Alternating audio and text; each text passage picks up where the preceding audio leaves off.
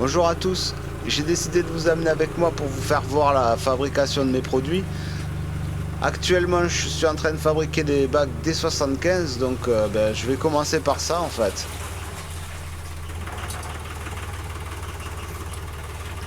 Voilà, la première chose à faire c'est de rentrer une grosse palette de bois déjà, parce que ces bacs là sont gros et il faut beaucoup de bois pour les fabriquer.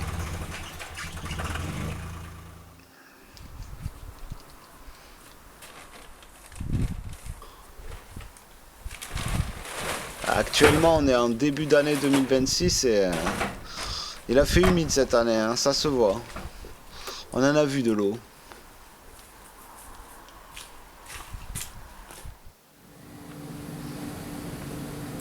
Alors comme d'habitude le travail ça va commencer par nettoyer tout ce que j'ai pas nettoyé le jour d'avant.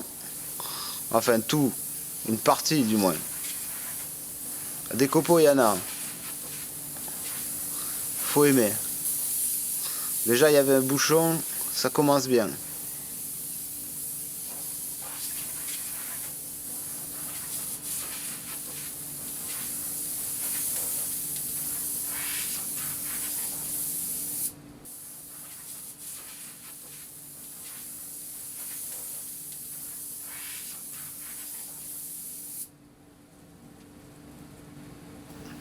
Donc là vous allez me voir travailler sur la machine qui sert à façonner les bois qui vont constituer la coque du bac. Nous on appelle ça des douelles dans le métier. Cette machine elle va avoir la capacité du coup donc, de former les bois sur les quatre faces en même temps. Donc le dessus qui sera arrondi, l'intérieur des bois qui sera plat, dégauchi du coup, et les côtés qui auront des pentes et un bouvetage.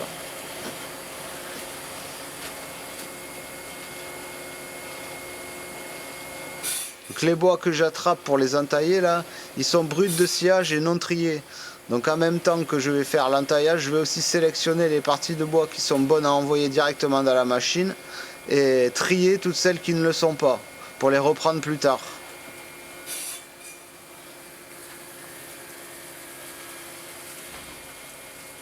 Là il faut rester bien concentré parce que tout ce qu'on va faire là ça va définir tout le reste après de la fabrication. Donc si on se trompe à ce niveau là, on est mal parti. En plus de ça, il faut garder le rythme parce que, comme on dit là sur cette machine là, c'est la machine qui donne le rythme, c'est pas l'homme. Si vous regardez sur le bas de l'écran à gauche, vous verrez qu'il y a une roue qui tourne en permanence. Cette roue, il y a une came dessus qui est conique. Et il y a une chaîne qui traverse entièrement toute la machine et qui est munie de poussoirs tous les 1 mètre. Et qui sont synchronisés avec la came. Et c'est ça qui donne la forme des bois qui vont sortir de la machine en fait. C'est pour ça que je dis qu'il ne faut pas perdre le rythme parce que nous il faut qu'on arrive à rentrer les bois juste avant le pousseur à chaque fois. On le voit un peu plus tard dans la vidéo, c'est un peu plus clair. Du coup à partir de maintenant je pense qu'on va passer la vidéo en accéléré. Je vais vous laisser avec un petit peu de musique parce que ça sera plus fun quand même.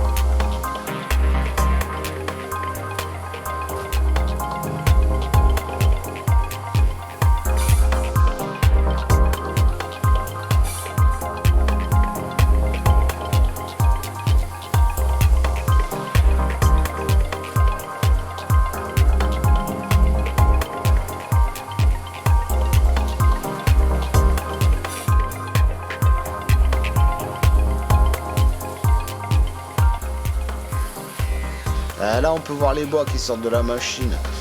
Une fois que j'aurai terminé, là je vais arrêter. Il y a quoi là? Il y a de quoi faire à peine un quart de bac D75. En général il faut passer 1 heure par bac à peu près derrière la machine pour pouvoir faire la totalité des bois. Et comme je les fabrique par deux, en général je fais ça par session de 2 heures du coup sur la machine en question. D'ailleurs je sais même pas si je vous ai dit comment on appelle cette machine. On appelle ça une jointeuse.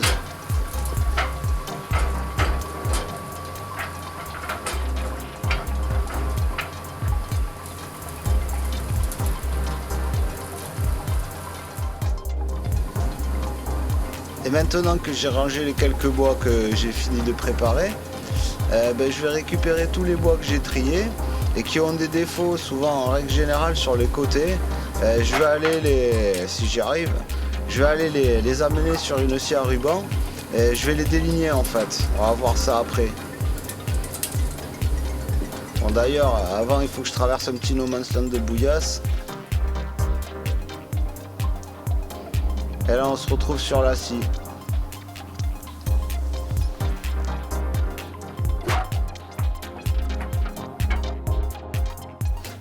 Donc là c'est une grosse scie à ruban, elle doit bien avoir une bonne centaine d'années ou pas loin. Hein. Mais elle a un bon moteur et elle pédale. Hein. Avec ça on en avance, on peut abattre beaucoup de travail. Par contre il faut être patient parce qu'il y en a pour à peu près 1 minute pour la démarrer. Ah, c'est l'inertie, il faut qu'elle prenne ses tours quoi. Si on la démarre trop vite, ça disjoncte quoi, ça consomme trop d'électricité d'un coup, du coup ça fait sauter les plombs quoi. Voilà, on peut voir, j'enlève des défauts sur les côtés. Parfois ça peut arriver que je coupe des bois en deux, ça veut dire que soit je les jette, soit sinon je vais les utiliser pour faire des choses qui sont plus petites. Bon, ceux-là apparemment je les jette, hein, je crois. Ah, ça va sans dire que je fais le commentaire en voix off, hein, parce que je peux pas parler en même temps que je fais ça. Dans tous les cas, je pourrais même pas l'enregistrer parce que là j'ai baissé le son de la scie énormément, sinon ça serait complètement inaudible quoi. On va en passer tout un tas comme ça. Ça prendra le temps qu'il faut et après on va pouvoir aller envoyer tous ces bois là dans la jointeuse.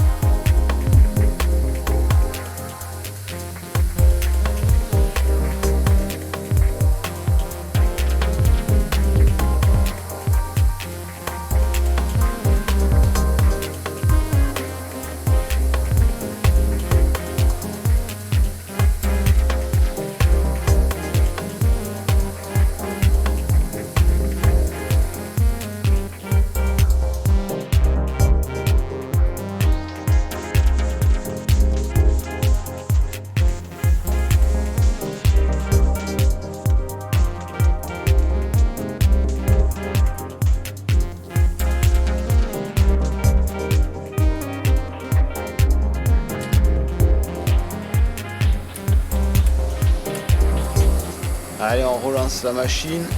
On est reparti pour un tour. L'avantage c'est que là maintenant, comme j'ai déligné les bois que je viens de déligner juste avant, je vais pouvoir les intercaler entre les bois que j'entaille en fait. Donc à chaque fois que je vais avoir des bois propres à entailler, je vais les envoyer directement dans la machine. Et si jamais j'ai pas un bois propre directement, je vais pouvoir envoyer un des bois que j'ai déligné. Ça va permettre de garder un rythme soutenu. D'ailleurs là on voit mieux l'arrière de la machine avec les pousseurs. On comprend bien qu'il faut rentrer les bois uniquement quand le centreur s'ouvre et pour qu'ils soient après bien emportés par le pousseur.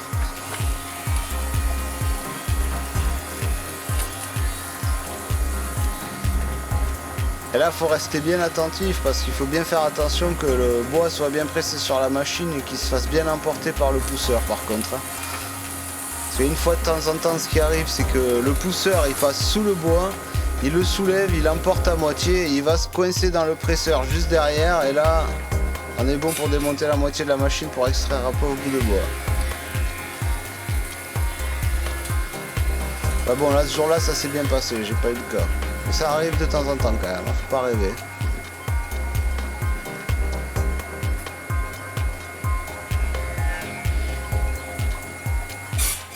là la vidéo va toucher à sa fin parce que pour cette opération là j'ai pas énormément plus à faire voir que ça. De toute façon sinon ça va devenir lourdingue et ça va intéresser personne. Alors, on a une petite vue de la machine ouverte là, j'avais enlevé les carters pour faire voir un peu à quoi ça ressemble. Du coup après, la suite de la fabrication, ça sera dans la prochaine vidéo de la série sur les bacs D75. Allez, je vous laisse avec la fin de la vidéo. A bientôt et merci d'avoir regardé.